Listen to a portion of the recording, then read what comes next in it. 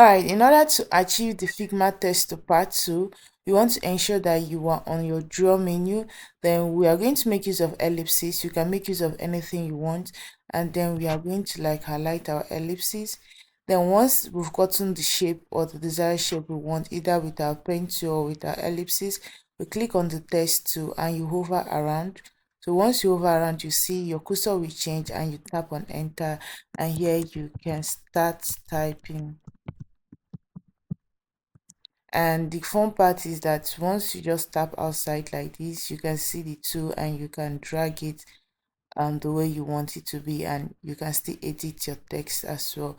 It also works with your vector mode. So let's say we have our vector here, and then we just tap on different things for our vector.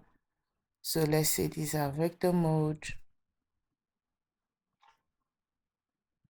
and then we want to apply our text to. We click on our text to bring it around here, and we say the same thing, hello world. You see it gets it. Then you can just like play around with the placement of this so you can get it perfectly. So that's just how you play around with Figma vector 2.